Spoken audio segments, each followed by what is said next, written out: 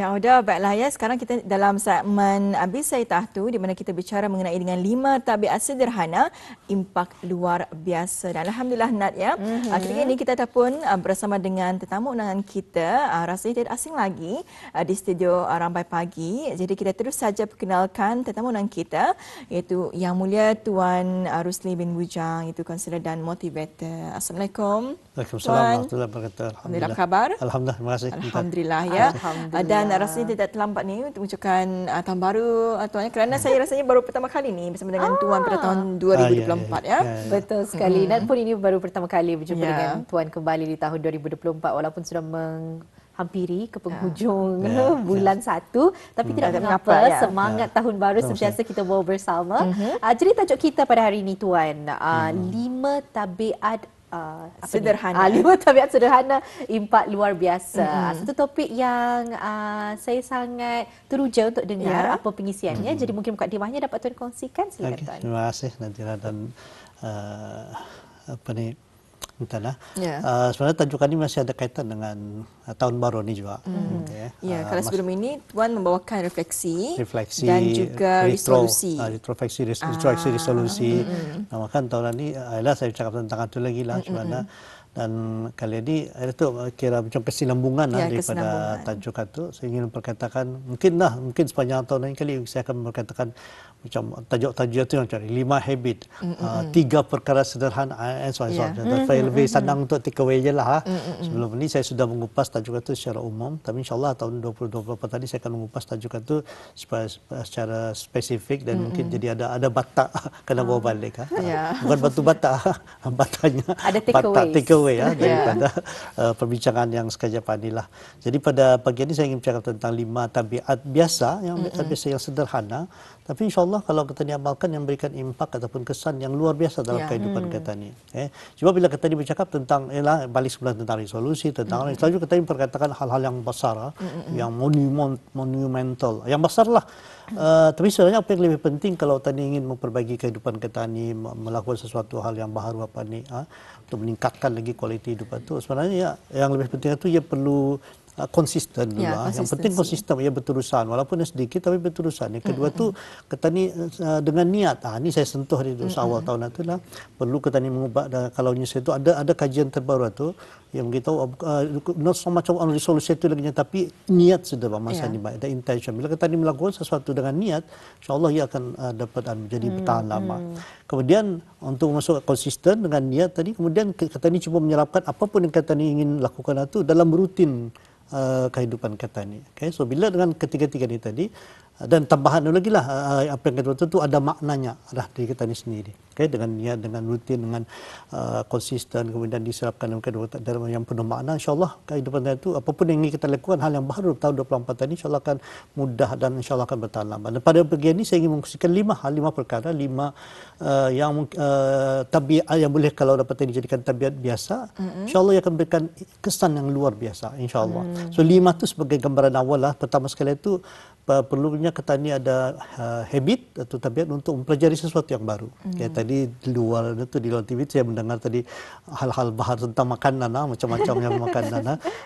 Itu antara hal tu kita mempelajari sesuatu hal yang baru. Jangan kita ni stagnan, mendatar. Saya kata kehidupan itu perlu pada cabaran itu akan menjadikan tadi lebih baik. Itu yang pertama.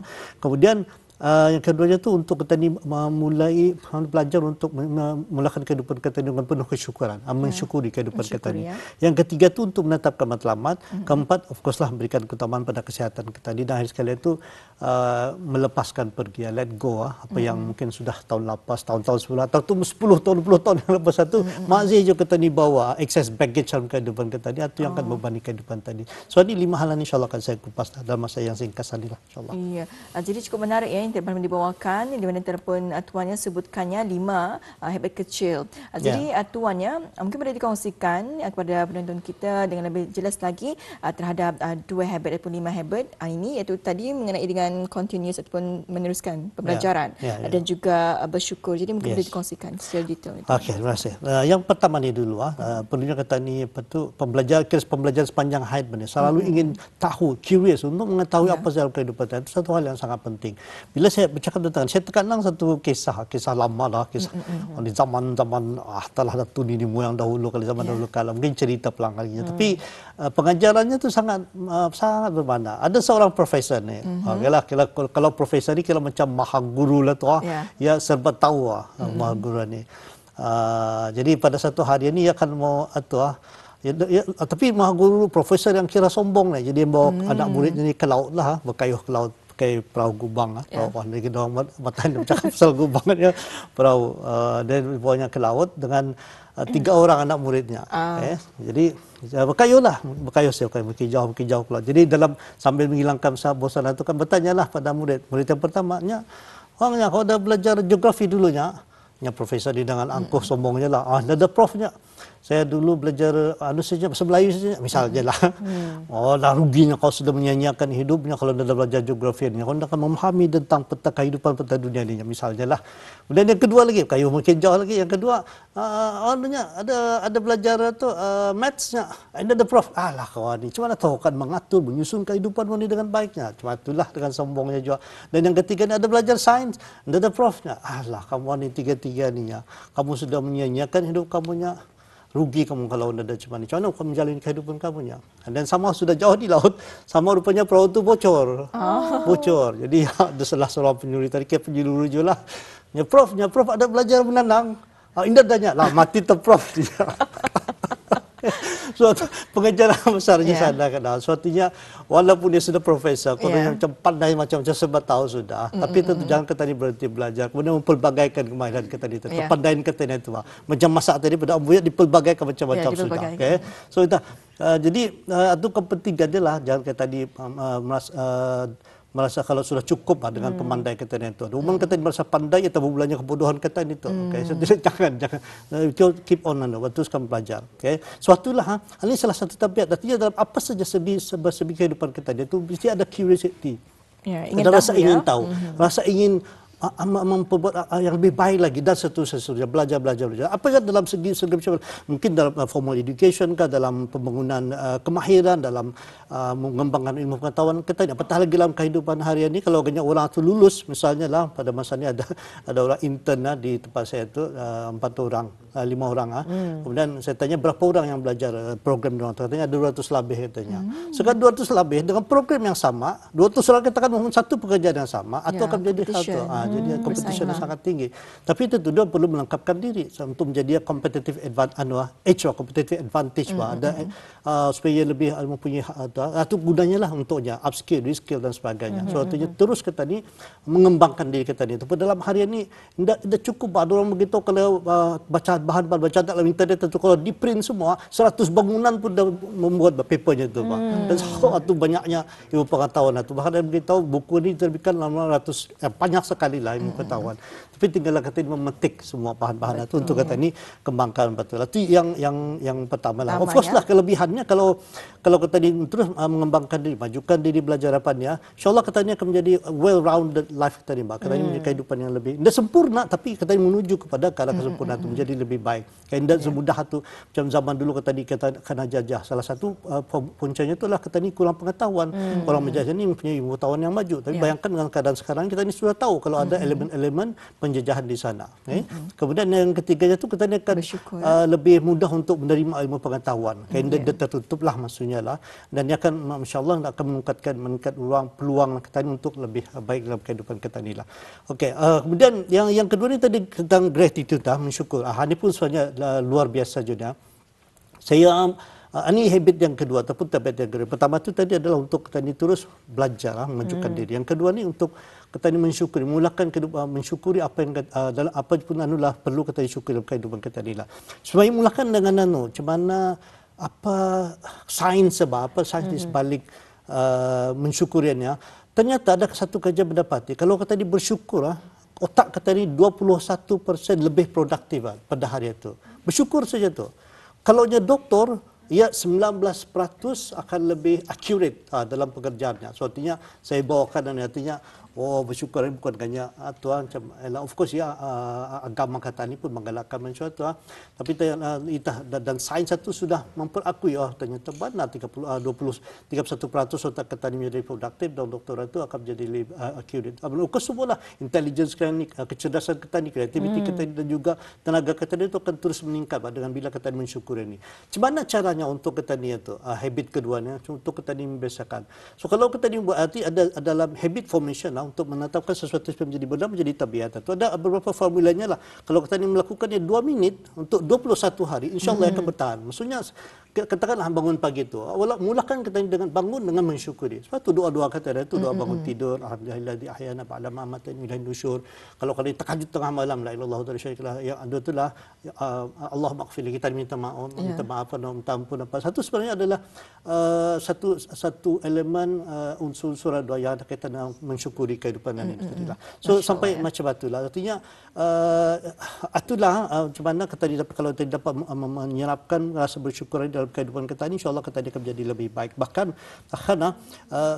kebahagiaan kita ni itu sebenarnya 90% ada dalam diri kita ni, bukannya di luar. Jadi kalau kita ni di luar itu cuma 10%. Tapi sayangnya kita ni banyak melihat happy ni yang di luar. Segala benda perkara ni. Tapi ya dalam diri 90% dalam diri. Dan 90% kebahagiaan itu ia bermula dengan rasa syukur kita ni itu tadi. Betul. Wah, ngalih juga ucapannya. Aduh, banyak kan dibuahkan itu. Faham. Sebab itulah kalau bersama dengan Tuan Rusli, pastinya orang informasi itu padat. Banyak kita ni dapat pelajari. Dan sebab itu juga bagi Nat sendiri, daripada perkongsian Tuan Rusli sendiri, dapat difahami. Kalau dalam bahasa Inggerisnya, macam, ya seolah-olah macam kita ni tahu yang lebih banyak kita ni tahu, lebih banyak kita ni tahu yang banyak kita ni dah tahu. The more you know, the more you don't know. Sebab itu tak bagi Nat dalam kita ni menimba ilmu, ia patutnya ada rasa tawaduk bukannya hanya orang ia dah belajar agama jadi ia ni dah tahu agama, ia ni dah belajar geografi, dia dah tahu peta dunia dan sebagainya. Tapi bagi Nat, kalau sekiranya kita ni tu ada ilmu, kita ni tahu akan tawaduk atubah yang sebenarnya dah ada orang yang luas ilmunya.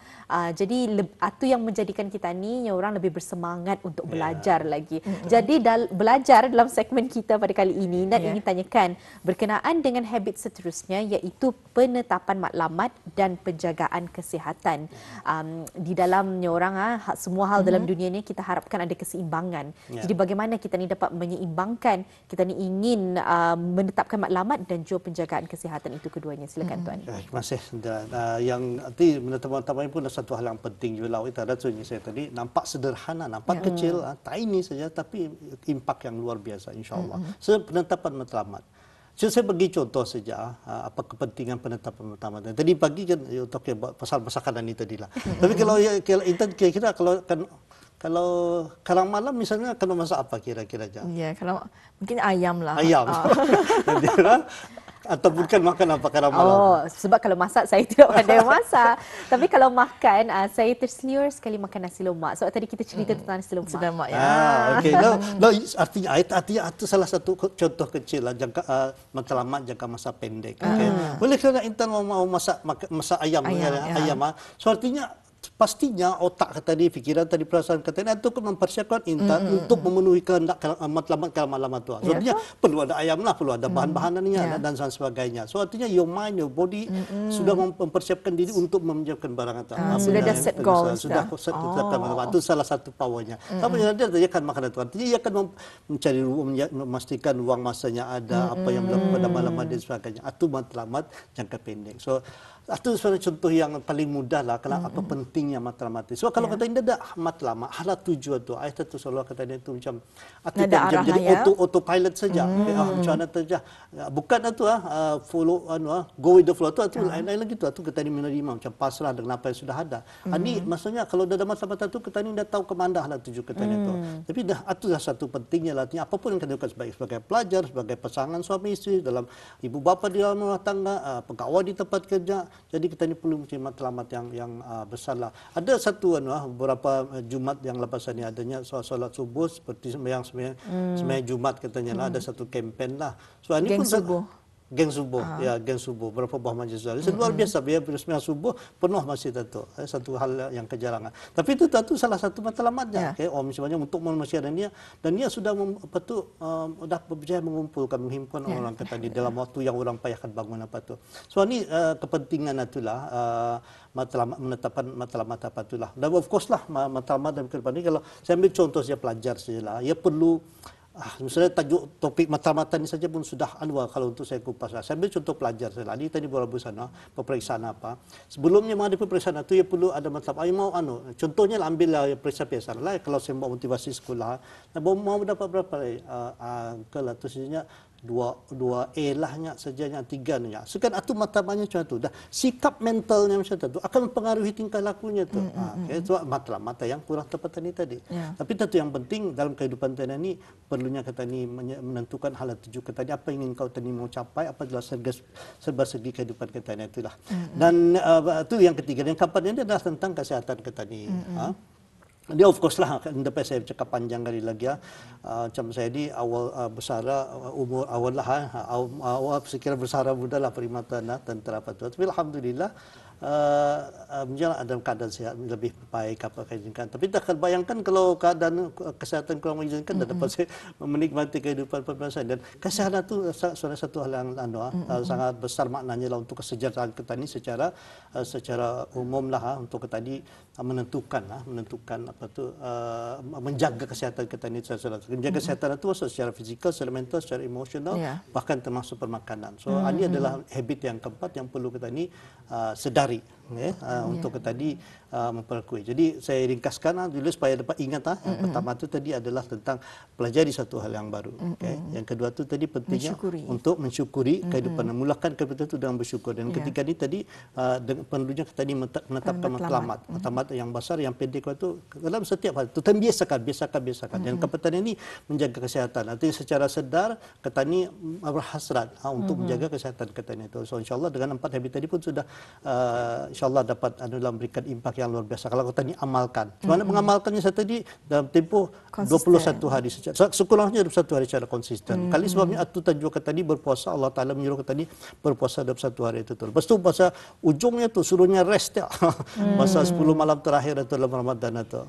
So itu sebenarnya ada kaitan dengan pembentukan habit. Bahkan sebelum itu bulan Rajab ni sudah kata ni perlu membuat ni 10 Rajab semalam dan seterusnya. So ini mempersiapkan kita ni secara mental dan emosi untuk atu klimaksnya di sana tu. Jadi bulan Ramadan tu sebenarnya kita ni menikmati saja persiapan kita ni di sini. Sini matlamatnya tu kita ni melakukan. Alhamdulillah ya. Jadi tuan telah pun berkongsi kepada kita 4 habit ya.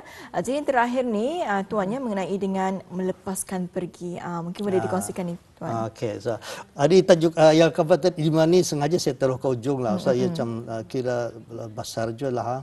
Maknanya macam di sekeliling saya dalam kalangan ahli keluarga, kawan-kawan ada hal macam ni. Macam seolah-olah masih lagi hidup di masa lalu tu ada geng-geng mengopi apa. Ya macam kirakan belum move on begitu lah. Belum move on apa tu. So intinya lepaskan saja, let go. Whatever it is yang ketanian itu hati yang akan menghalang tadi untuk memulakan langkah itu lagi. Langkah seterusnya. Terstuck. Terstuck apa tu dengan kehidupan itu. So ini yang kelima ni tadilah iaitu let go lah kalau bahasa Inggeris ni, melepaskan pergilah apa yang dah ada tu lah. Sebabnya kerana saya bukan ada macam ada dalam kalangan klien saya adalah jadi macam Dura ni kalau setiap kali hari raya apa tu kena hari raya Aidilfitri. Jadi oleh kerana dalam keluarga tu ada kematian papanya. Jadi setiap hari raya kan lagu hari raya lagi sedih, lagu sedih. Jangan makin sedih jadinya. Macam seolah-olah lagu hari raya tu seolah akan mengingati tadi sial kematian. Ada bagus ya kata terkadang kan orang yang sudah tiada yang memerlukan doa kata tadi. Betul. Dan saya sama memerlukan kata ini pendapat juga mengenang. Cuma ada tu hari raya tu sebenarnya kalau dalam konteks is for us untuk kita ni menjalani kehidupan kita ni lebih efektif Pak. Okey. Tapi tadi what happen dalam keluarga ni itu kalian tu yang akan memenuhi hampir setengah hari itu, hari pertama itu akan diluangkan di macam pergi tanah perkuburan. Okey, that is nothing. Cuma yang ingin saya sampaikan dari segi psikologinya tu, ya seolah di sana tu ada macam perasaan belum melepaskan pergi, kayak belum merelakan lagi pemergian apa tu, soal macam itu. Sehingga itu tu hari yang sepatutnya diraikan, dinikmati, dibahagiakan, kebahagiaan bersama tu menjadi habis rutin macam itu tu. So salah satu yang saya dapat tu, salah satu puncanya tu kurang melepaskan pergi. Dan ini juga yang ingin saya, kenapa ya saya rasa sangat sentimental dalam pengurusan jenazah dalam agama kita ni betul. Ya ada ada proses of letting go dalam dalam pengurusan jenazah. Cumanya tadi dalam bila berlaku satu kematian, tadi dah membuat yang dianjurkan oleh agama katanya tu. Apa yang berlaku kan? Kalau berlaku kematian misalnya, yang mandikan mayat siapa tu? Penggapai There's nothing wrong juga, tidak ada salahnya. Yang sudah itu kerja, ia lebih mahir tahu apa dibuatnya. Tapi kalau ajaran agama kata ni yang lebih abdal memandikan itu ahli keluarga sendiri. Kemudian lepas dimandikan ahli keluarga sendiri, mesti disembahyangkan. Siapa menyembahyangkan? Imam di kawasan masjid itu atau mungkin orang lain juga. Sedangkan yang lebih abdal adalah ahli keluarga sendiri. Nah, sekali itu untuk dibawa ke tanah perkuburan. Yang sama juga membacakan itu adalah ahli keluarga sendiri. Cuma itu dalam realitinya tidak dibawa oleh ahli keluarga. So apa yang berlaku dalam konteks sebab ya dibawa oleh orang lain. Tidak ada berlaku proses of letting go. Proses melepaskan pergi itu tidak ada berlaku. Sedangkan bayangkan kalau ahli keluarga sendiri terdekat yang memandikan, ya Allah, ada lagi adanya siapapun yang ya secara konsius sudah sadar memegang masa mandikan, tidak lagi ada supaya in denial indah lagi ada deny menidakkan ya sudah menyadari tidak lagi adanya, dan ia dapat disentuhnya masa disembayangkan, ia semakin dijarakkan sudah makin jauh. So perlahan ada proses melepaskan pergi itu dan seterusnya sampai ke urusan dikuburkan itu. Tapi kalau semua ini tidak berlaku, itu tu ya lakat terngiang lagi tertekan seminggu, sebulan, bahkan bertahun itu. Kalau ikut psikologi, kalau sudah perkara macam itu dalam tempoh 2 minggu berterusan, itu mungkin ada mungkin perlukan pertolongan profesional lah. Kenapa yang berlaku itu ni? Selalunya ada proses of letting go ni tadi. So jadi cuma ini contoh saya itu dalam pengurusan jenazah. Apa yang saya masukkan ini bukan tadi apapun perkara-perkara yang sudah memberikan masa sebelah lalu, dan bukan untuknya kadang-kadang lista saya diungkit lagi paling itu bahaya tu. Mungkin apa ni hati akan merusakkan hubungan.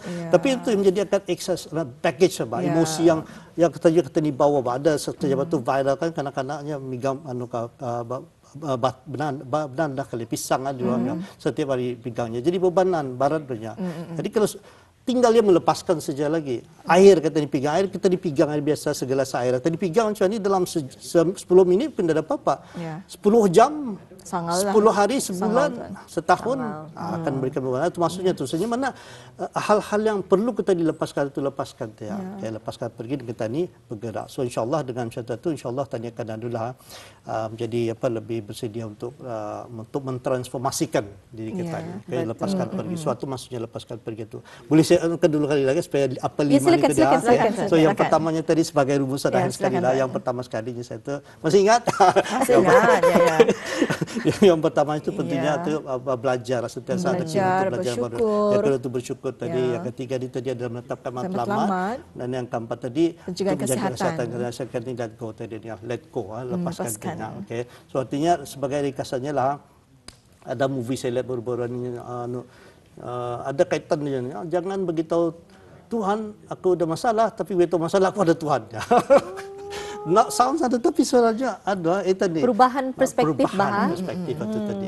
Sebab dalam semua salah kita tadi sebenarnya banyaknya itu dapat perspektif kita tadi. Kalau saya mengubah perspektif kita insya-Allah akan jadi lebih baik. Sama aja bila kita tadi memulakan kehidupan tadi, mengubah kehidupan kita ini bermula dengan habit-habit kecil tadi. Insya-Allah ia akan membawa kepada yang lebih besar lagi dan menjadikan tadi menjadi individu yang lebih produktif, lebih atau macam jiwa yang besar kalau jiwanya dan sebagainya. So itulah kehebatan kalau kata ni dapat memulakan perubahan ini tadi, ambil segala perubahan itu embrace, ambil segala perubahan, kemudian tadi mulakan untuk melangkah lebih jauh lagi, dan insyaAllah itu yang akan boleh mentransformasikan diri kita ini, bahkan menjadi kita ini individu yang lebih baik lagi, the best version of ourselves. Betul sekali. Rasanya nanti kita ni boleh request lah pada penerbit agar tajuk Letting Go itu adalah satu tajuk yang besar, nanti dapat kita rincikan dengan lebih dalam, sebab rasanya tajuk itu ramai yang akan orang dalam bahasa Inggerisnya relatable sebab kalau dalam kesedihan sendiri kita ada 7 proses, 7 stages of grief. Jadi untuk sampai ke arah